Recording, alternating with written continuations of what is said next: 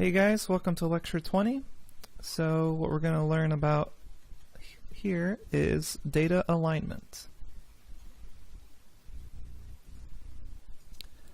Alright, so we're going to learn about arithmetic between data frames with different index values. Start off as always, import numpy as np, import pandas as pd, and then from pandas import series and data frame. Okay, so let's go ahead and start by making two series. First one, we'll just pass a list 0, 1, 2, and then we'll make the index letters. Whoops, we'll have to pass a list of letters for brackets. There we go. A, B, C. And let's go ahead and show that. Alright, so we have 0, 1, 2, index A, B, C. Let's go ahead and make the second one.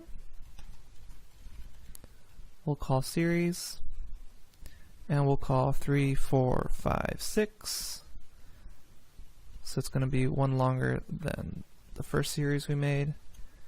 And the index will pass A, B, C, D. Now let's go ahead and show that just to see what it looks like. Alright, 3, 4, 5, 6, A, B, C, D. Awesome. So what's going to happen when we add these together? Let's go ahead and find out. So SCR1 plus SCR2. So let's take a look at what happened. Pandas added up the values where the index matched.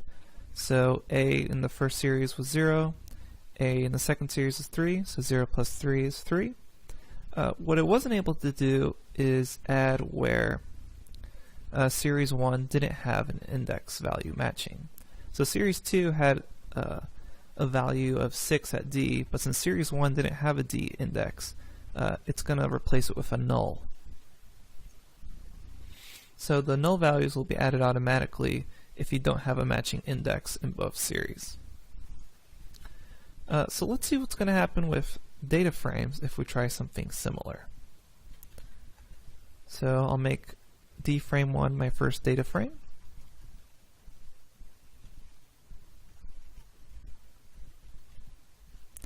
And we'll pass np arrange. We'll have it be for long, and we're going to reshape this into a 2 by 2 matrix.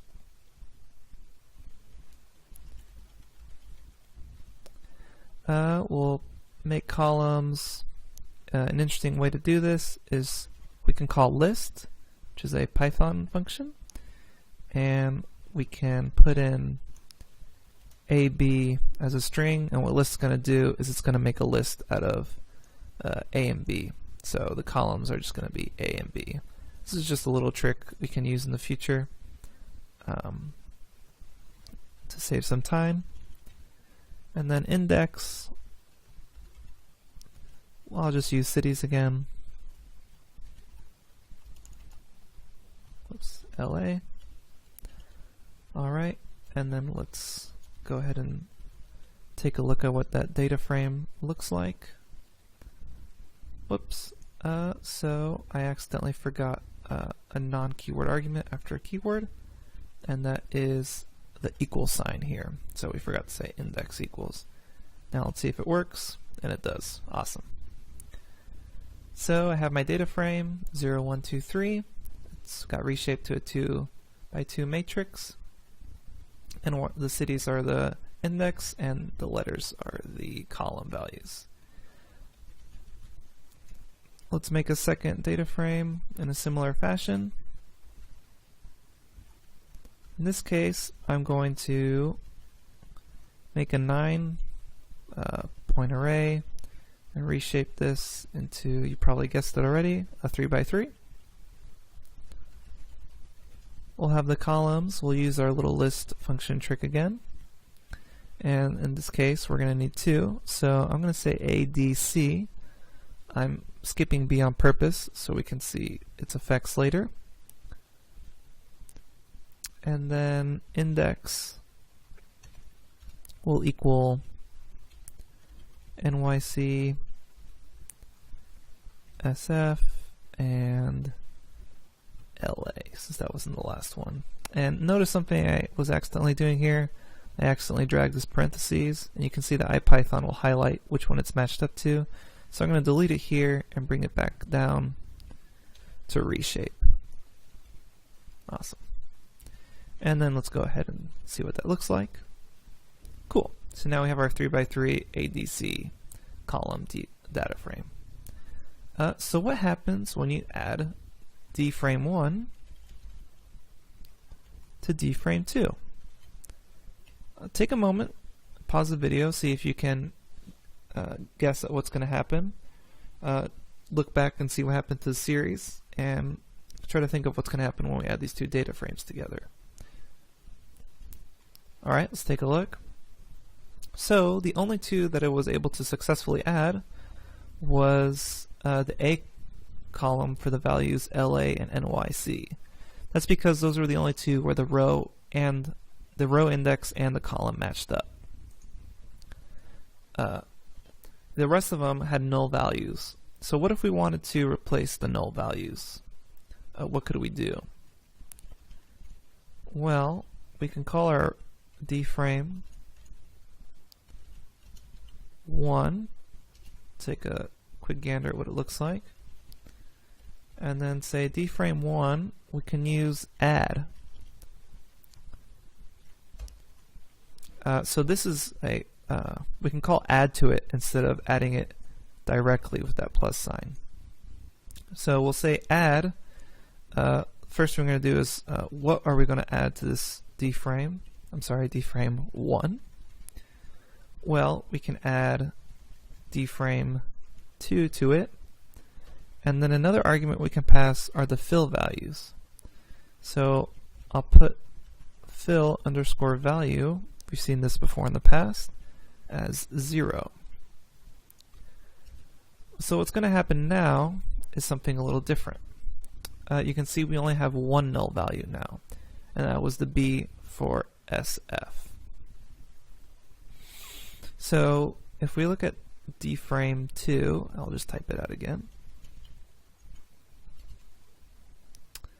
For instance, B of LA, or LAB, was a 3 value in dframe 1, and there was no B column here.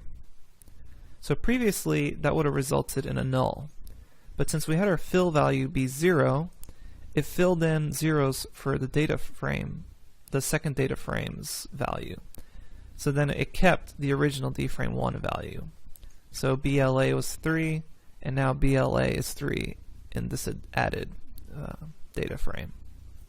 So this is going to be a really important tool if you're going to be adding different sized data frames but don't want to lose all your data to null values. You can just select fill values to be 0, and it'll use the original values of the dframe 1 unless there is a value. So what about operations between a series and a data frame? So we see what the second data frame there looks like. Let's go ahead and create a new series. We'll call it SER3. And we're just going to make it from the second data frame's 0th row. And I can do that just by calling it like that. And let's take a look at what it actually looks like. So here's dframe 2. That was a 0th row, so the NYC row, I made a series out of it, 0, 1, 2, and its index are the column names ADC. So we can use arithmetic on it, just some operations. So we can say something like dframe 2 minus that third series we just made, and that'll just work perfectly since there's values for every column in that NYC row, so it's going to subtract it completely. from D-frame 2. Alright. So up next we're going to learn about sorting and ranking. I'll see you there.